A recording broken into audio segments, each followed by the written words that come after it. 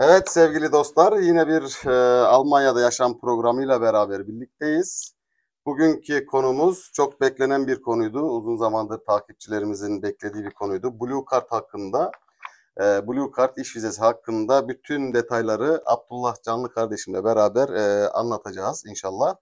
Size tavsiyem videoyu sonuna kadar dinlemeniz. Çünkü Türkiye'den gelmek isteyen bütün yüksek lisans, işte üniversite öğrencileri olsun, iş deneyimi olanlar olsun. Onları ilgilendiren güzel bir program olacak. Bütün detayları ayrı ayrı detaylı bir şekilde soru cevap şeklinde anlatacağız. Nokta atışı yapacağız.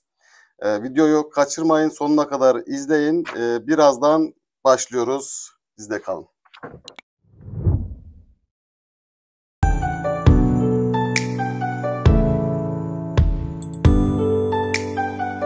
Evet arkadaşlar, Almanya'da yaşam programımızla beraber Blue Card hakkında röportajımıza Abdullah Canlı kardeşimle başlıyoruz. Şimdi öncelikle bir kendisini tanıtmasını rica edeceğim Abdullah kardeşimden. Ondan sonra röportajımıza başlayalım. Evet Abdullah kardeşim, bir kendinden bahset. Nasıl bu süreç başladı? Önce bir kendini bir tanıt, sonra detaylı soru cevap şeklinde ilerleyelim inşallah. Merhabalar, ben 1989 Bingöl doğumluyum. İstanbul'da yaşıyorum. Yaklaşık 12 yıllık inşaat mühendisiyim. Hatırı sayılır güzel projelerde, Avrasya Tüneli'nde, 3. Havalimanı gibi projelerde çalıştım. Türkiye'de iş olarak güzel yerlerde çalışma fırsatı buldum. Ama her zaman böyle yurt dışında çalışmanın insana olumlu etkilerini arkadaşlarımdan duyduğum için o şekilde bir beklentim vardı. Yurt dışına gidip bir çalışıp bir görmek. Blue Card diye bir sistem zaten yeni çıkmıştı hemen hemen. Blue Card sistemiyle tanıştım daha sonra. Burada bir firmayla iş görüşmem oldu. İş onayı aldıktan sonra vize işlemlerine başlattım. Şöyle yapalım istersen Abdullah Bey. Ben soru sorayım. Soru cevap şeklinde daha böyle nokta atışı bilgi vermiş oluruz Olur, daha iyi izleyenlerimize olur. değil mi? Öyle yapalım. Tamam abi. Mesela şöyle bir giriş sorusuyla başlayabiliriz. Almanya'ya gelme süreciniz nasıl başladı? Neden Almanya'yı tercih ettiniz? Türkiye'de çalıştığım firma çok güzel bir firmaydı. Aslında işimden çok memnundum ama yurt dışına karşı birçok insanın olduğu gibi benim de ilgim Evet, vardı. Almanya'da birçok akrabamın olmasından dolayı Almanya'da biraz daha iş olmasa bile en azından kimsesiz kalmayacağımı evet, düşünerekten evet, Almanya'yı tercih ettim. evet. Burada teyzemler, Yani doğal amcamlar, olarak. dayımlar olduğu için evet, Evet, doğal olarak buraya biraz daha yatkınım. evet. Firmanın da Almanya'da olması tabii ki Almanya'ya yönelmemdeki en büyük etki oldu. Firmanın Bu şekilde derken başvuru yaptığınız firmanın iş mı? sözleşmesi aldığım firma Aldığınız firmanın Almanya'daki, evet. Almanya'da olduğu için özellikle Almanya'yı tabii ki tercih etmiş oldunuz. Tamam. İkinci sorumuz da şöyle. Blue Card başvuru süreci hakkında biraz bilgi verebilir misiniz? Zorluklar yaşadınız mı? Blue Card'da iki önemli şart var. Birisi üniversite mezunu olmak, bir meslek sahibi olmak, 4 yıllık özellikle. Ve bir de iş sözleşmesi almak. Bu ikisini aldıktan sonra aslında evrak ve dokümantasyon olarak Türkiye'deki kısmında çok bir şey kalmıyor. Oradaki danışman firmalarla görüştüğünüzde haliyle tabii ki ekstra şeyler söylüyorlar. Ücret karşılığında söyleniyor tabii. Ama bu ikisi olduktan sonra zaten Blue Card'da dil belli bir meslek grubunda istense de genellikle istenmediği için sağlık raporu, Evet, sabıka kaydı, nüfus devletten birçok temin edebileceğimiz evet. evraklar isteniyor zaten. Sadece Türkiye'de vize süreci sıkıntılı olduğu için hem turistik hem bu şekilde ve bu çalışmaya dayalı olduğu için Alman hükümeti çok fazla inceleyerek geri dönüş yapıyor ve o süreç haliyle tabii ki uzuyor. Yani bir sene, 1,5 seneleri birçok insanda buluyor.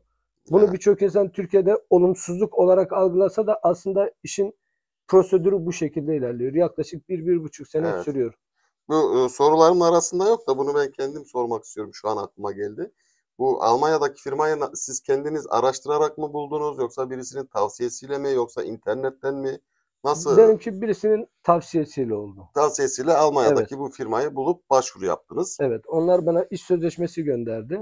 O sözleşmeyle vizeye başvurabiliyorum. Peki iş sözleşmesinde benim bildiğim kadarıyla Blue Card'da belirli bir maaşı size vermek zorunda. Evet, Bu maaşı alamazsanız Blue Card'a sahip olamıyorsunuz. Bu evet. maaşın miktarı sınırı ne oluyor peki? Bu sınır yıldan yıla değişiyor. 2023 yılı için 58.400 euro diyorlardı. Bu sene biraz daha bu rakam aşağıya düştü. Çünkü Almanya için biraz yüksek kaldığı için o rakam biraz daha aşağıya düştü. 45 bin, 47 binler Yıllık söyleniyor. Evet. 45-47 bin civarında. Biraz da firmanın buradaki yabancılar şubesiyle olan Hı hı. diyaloğu sonucu biraz daha belirli oluyor. Evet. Seneden seneye değişiyor. Belli bir limit 60 bin, 50 bin diye olmasa da ortalama 45 bin ile 55 bin Evet. arasında değişiyor. Anladım, anladım. Tamam, üçüncü sorumuza gelelim. Almanya'ya ilk geldiğinizde karşılaştığınız en büyük kültürel fark neydi? Yabancı bir ülkeye gelmenin verdiği heyecan, verdiği bir tedirginlik, verdiği bir çekingenlik muhakkak ki her insanda İlla ki. olur. İş olarak gelen her kişi için muhakkak ki iş yeri en önemli bir şeydir. Çünkü ailen oluyor, orada yaşıyorsun, onlarla yaşıyorsun. Benim kendi firmam çok iyi olduğu için Evet. benim anlatacağım her şey de çok olumlu olacak. Yaşadığım Almanya'daki süreci anlattığım zaman da hep olumlu anlatacağım. Birçok insan buna ben gittim öyle olmadı, biri gitti öyle olmadı, şöyle olmadı diyeceklerdir. Muhakkak tabii ki her yerde iyisi kötüsü var. Benim firmam çok iyi olduğu için benim için her şey iyi oldu aslında. Benim gibi arkadaşlarım vardı ve firma özellikle çalışanlar, insan kaynakları bizimle ilgili çok fazla yardımda bulundukları için o konuda o geçişi hızlı atlattığımızı düşünüyorum. Ama burada özellikle her şey çok farklı. Çalışma saatleri çok farklı. Türkiye'ye göre Türkiye kıyaslayınca değil mi? farklı. Evet. Yemek sistemi çok farklı. Sabah kahvaltısı, öğle yemeği çok farklı. Bizim gibi Türkiye'deki gibi Evet. şirketlerde yok. Kendin götürüyorsun vesaire. Bunlar tabii ki burada O yaşanıyor. gerçekten Evet. de çoğu kişinin yani buraya turist olarak gelenlerin hep çok dikkatini çekiyor. Ya hala çocuk gibi beslenme mi götürüyorsunuz iş yerine? Bizim ilkokulda beslenme Evet. çantalarımız olurdu okula giderken. Hani burada da aynı sistem hala devam ediyor. Yani Evet. 43 yaşındayım hala beslenme çantasıyla işe gidiyorum yani. Türkiye'den birine de anlatsam veya herhangi biriyle böyle ilk başta bizim için de aynısı geçerliydi. Biz de hani bekliyorduk ki hani tam bir hafta sonra herhalde artık şirket yemeye başlıyor. Yani normal Türkiye'deki sistem Evet. devam edecek gibi. Evet. Hani hep beraber yemek saati, yemek gelecek, yiyeceğiz. Ama zaman geçtikçe anladık ki yani o şekilde değil. Değil. Ama buranın bütün sistemi, o firma, bu firma, Türk, Alman fark etmeksizin herkeste olan bir şey. Sabah Evet. kahvaltısı yok. Öğlen yemek, evden getirdiğiniz bir şey hızlı Evet. bir şekilde yiyip kahve çok fazla tüketiliyor Türkiye'nin aksine. Aynen. Türkiye'de de tabii kahve içiliyor ama Türkiye'de çay, o biraz yeni evet, sanki yeni gençler biraz daha fazla kahve tüketiyor Türkiye'de de. Türkiye'nin de daha çok çay kültürü var. Çay evet. ocakları olur iş yerlerinde işte öyle hatırlıyorum. Çay ocağında çay içilir. Kahve kültürü yeni yeni Bizde başlıyor. sabah poğaça çaydı. Burada kahve kruvasan olarak Evet. devam ediyor. Buna Evet. alıştım mı zaten devam ediyor. Aynen. Onun dışında her yerde çok fazla Türk nüfusu olduğu için her yerde Almanya'nın her gittiğiniz her yerinde çok Orada fazla Türk yabancılık olduğu için çekilmez aynen. o konuda Yani sıkıntı şunu olmaz. belirtmek isterim arkadaşlar. Yani Türkiye'den gelen işte Blue Card olsun veyahut da herhangi bir çalışma vizesiyle, öğrenci vizesiyle Almanya'ya gelmiş kişiler olsun. Bunların durumlarına, şartlarına göre Almanya'daki bu yaptığımız röportaj çok farklılık gösterebilir. Şimdi Abdullah Bey ile böyle bir röportaj yapıyoruz. Çoğu şey size pozitif, olumlu gelebilir ama başka bir arkadaşı konuk aldığımda onun yaşadığı süreç çok bambaşkadır. Yani çok sıkıntılar çekmiş olabilir. Bu sefer de başka bir işin başka bir boyutunu görmüş olacaksınız. İlerleyen haftalarda, günlerde böyle yeni arkadaşlarımız da katılacak inşallah. Onlarla da röportaj yapacağız. Şimdi bugünkü konumuz Abdullah Bey ve onun yaşadıkları ve onun hikayesi. Bunu böyle bakmanızı istiyorum özellikle. Şimdi dördüncü sorumuza gelelim Abdullah Bey. Almanya'ya gelirken geleceğe dair beklentileriniz neydi? Şimdi geriye dönüp baktığınızda bu beklentileriniz karşılandı mı? Türkiye'de yine aynı cevabı aynı şekilde vermiş gibi Evet. oluyor ama Türkiye'de çalıştığım firma bir aile firmasıydı. Aile gibiydik. Çok iyiydi. Beklentim de oydu. Çünkü bir çalışan için sabah erkenden çıkıyorsun, Evet. işe gidiyorsun. Akşama kadar iş yerindesin. Geliyorsun çok kısıtlı bir süre ailenle geçirdikten sonra Evet. yatıp tekrar iş yeri. Yani iş yeri gerçekten o insanın hayatındaki en büyük yeri kaplıyor. Ailenize de yansıması aynı şekilde oluyor. Evet. İş yeriniz ise ailenize karşı daha iyi davranıyorsunuz. Daha iyi imkanlar sunuyorsunuz. Tatiller, gezmek vesaire, eğitim, öğretimi her konuda iş yerinin çok pozitif etkisi oluyor.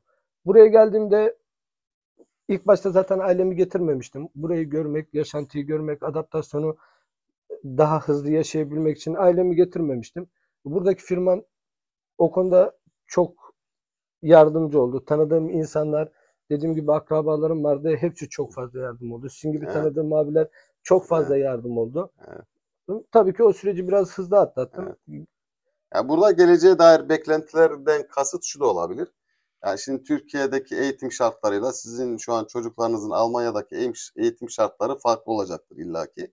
Yani belki geleceğe dair çocuklarınızın geleceği hakkında bir beklentiniz olabilir. Yani daha iyi bir eğitim Biraz şartı. da hepimiz bunun için geldik ama şimdi Türkiye'nin şartlarıyla buranın şartları, Türkiye'nin eğitim sistemiyle burayı karşılaş. Çünkü burası çok ayrı bir ülke, Evet, ayrı bir sistem.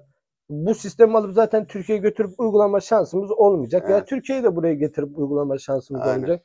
Türkiye'deki sağlık sektörü çok iyi de olsa sonuçta burayı Evet, etkilemeyecek. Burası için yeni bir ülkeye geldim. Evet, ailem için de kendim için de daha güzel, daha rahat bir hayat beklentim vardı. evet, Şu evet. ana kadar herkesin yardımlarıyla sağ olsun o Evet. O rahatlığı süreci şu daha ana rahat kadar yaşadım. Evet. anladım. Beklentim de geleceğe dair tabii ki daha büyük. Evet. Özellikle çocuğum için burada gideceği kurslar, eğitim vesaire onlar da Daha beklentim çok kaliteli yüksek. olacağını düşünüyorsunuz yani. Evet. Anladım. Şimdi programımızın ilk giriş kısmını bu şekilde tamamlamış olduk arkadaşlar. Bundan sonraki etapta ikinci bölümümüzde iş ve kariyerle ilgili sorulardan bahsedeceğiz.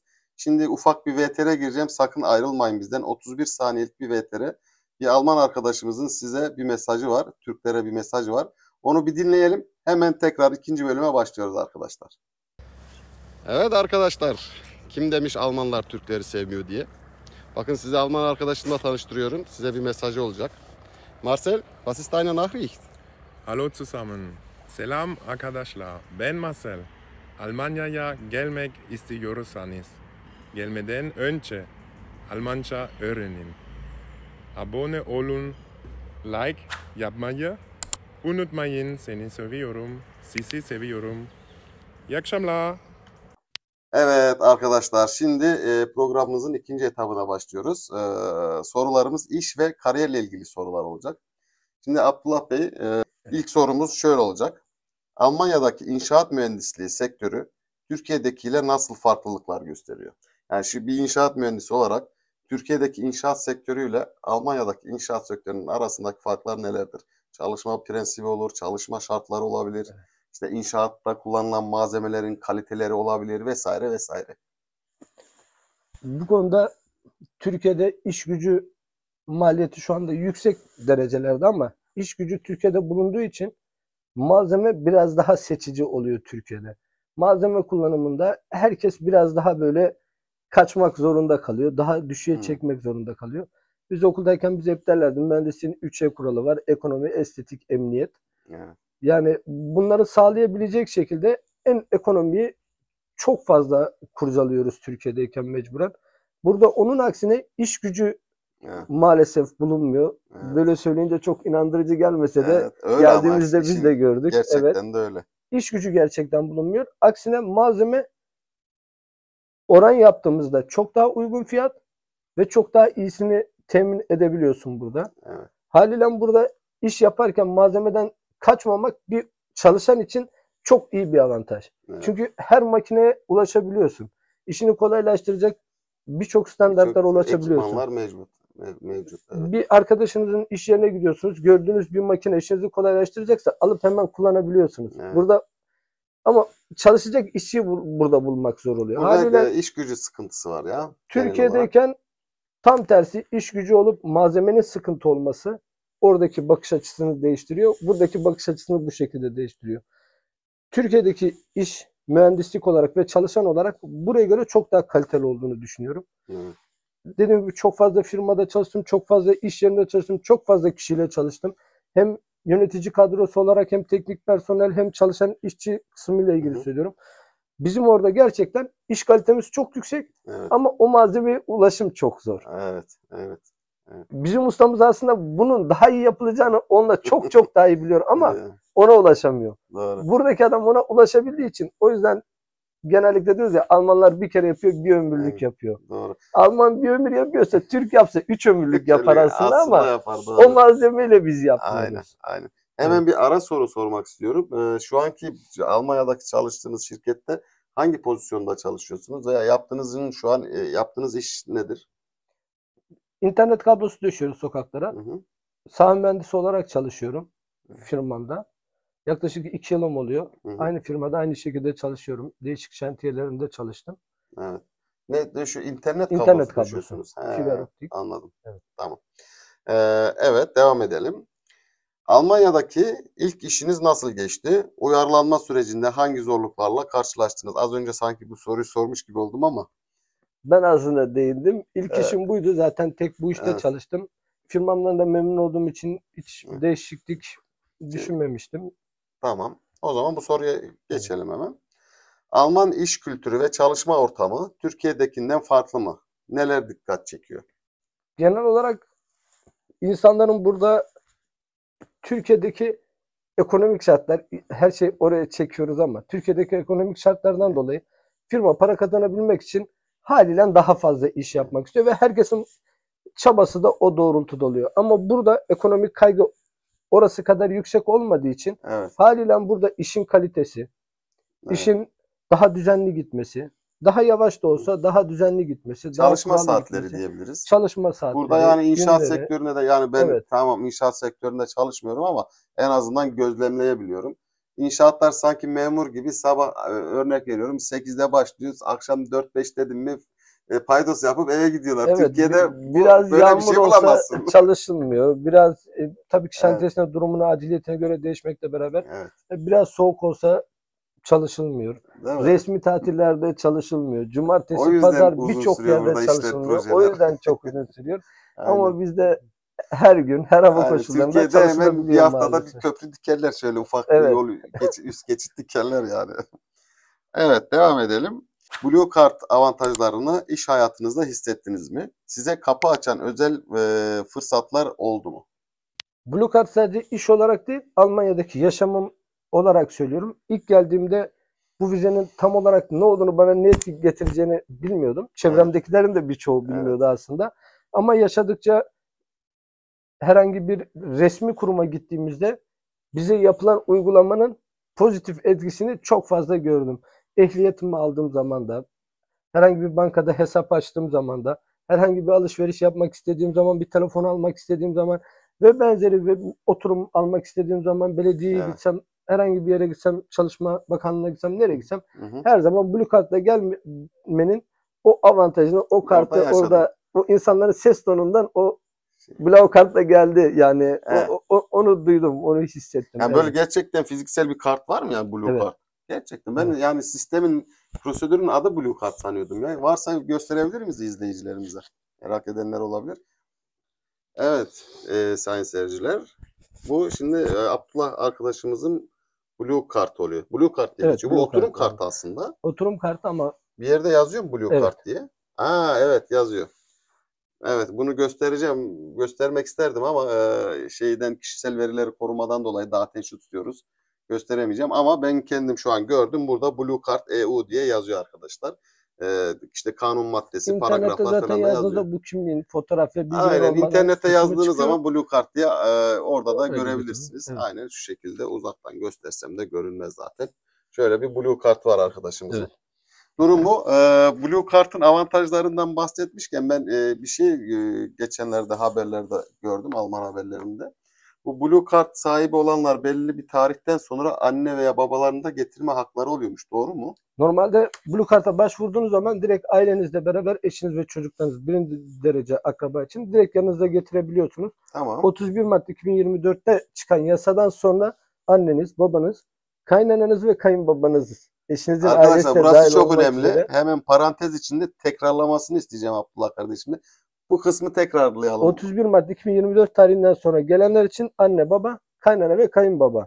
Bunları da getirebiliyorsunuz artık resmi olarak. Normal aile birleşimi yaparak onları da getirebiliyorsunuz. Evet. Bunun da sebebi Almanya'ya nitelikli çalışanları getirebilmek. İmkan daha cazibeli hale getirmek. Almanya'yı daha çekici hale getirmek için. getirmek için böyle bir şey Belli yapmış. bir zaman sonra ilk başta kimse çok fazla ailem demese de belli bir süre sonra siz de eşiniz de ailesine belli bir özlem duyuyor, belli bir hasret duyuyor. Bunun için çıkarttıkları bir yasa 31 Mart 2024'te sonraki gelenler Bunlar için. için geçerli. Önceki gelenler için de belli şartlar, belli mücbir sebeplerden dolayı Evet. yine olabiliyor ama Evet. normalde 31 Mart 2024. Evet bak bu da çok can alıcı bir nokta Blue Card'la alakalı. İlerleyen dakikalarda daha güzel bilgiler alacaksınız. Arkadaşlar bizde kalın. Sakın başka kanala geçmeyin, kapatmayın. Değerli bilgilerle, altın değerinde bilgilerle bu videomuzu tamamlayacağız. Bir yere ayrılmayın diye tavsiye ediyorum size. Hatta şöyle bir şey de ben ekleyeyim az önceki konuya. Ben 23 hatta 24 sene olacak yakında. 24 senelik Alman vatandaşıyım. Alman vatandaşlığına 2013'te geçtim de 24 senedir gurbetçiyim diyebilirim. Alman vatandaşı olduğum halde ben annemi veya babamı temelli buraya getirme gibi bir hakkım yok. Ama Blue Card'la gelen arkadaşlara böyle bir hakkı Alman devleti, hükümeti sağlıyor. Artık yorumu size bırakıyorum yani. Evet, devam edelim. Almanya'da mesleğinizdeki teknolojik yenilikler ve çalışma standartları hakkında ne düşünüyorsunuz? Yani teknoloji anlamında da Türkiye ile bir farklılık var mı inşaat sektöründe? Teknolojik olarak değil, ulaşım imkanı olarak burada makinalara ve ekipmanlara daha rahat ulaşıyoruz. Tekrar belirtiyorum ama Evet. çalıştığım firmanın da burada çok büyük etkisi var. Evet. Çünkü bazı arkadaşlarımdan illaki duyuyorum, çalıştığı firmaların kapasitesi sebebiyle ulaşamayabiliyorlar. Ama benim çalıştığım firma biraz büyük bir firmada olduğu için ulaşabiliyorum makinalara ve iş olarak tabii ki bize çok büyük olumlu etkileri Olumlu oluyor. etkileri oluyor. Aynen öyle. Tamam, şimdi ikinci etabımızı da tamamladık arkadaşlar. Şimdi üçüncü etabımıza geçeceğiz. Yine hemen 31 saniyelik bir VTR giriyorum. Bu Alman arkadaşımızı dikkate alın arkadaşlar. Çok güzel Türkçe bir mesaj yayınlıyor. Ondan sonra tekrar üçüncü etaba devam edeceğiz. Bizde kalın, bir yere ayrılmayın. Evet arkadaşlar, kim demiş Almanlar Türkleri sevmiyor diye. Bakın sizi Alman arkadaşımla tanıştırıyorum. Size bir mesajı olacak. Marcel, was ist deine Nachricht? Hallo zusammen. Selam arkadaşlar. Ben Marcel. Almanya'ya gelmek istiyorsanız gelmeden önce Almanca öğrenin. Abone olun, like yapmayı unutmayın. Seni seviyorum. Sizi seviyorum. İyi akşamlar.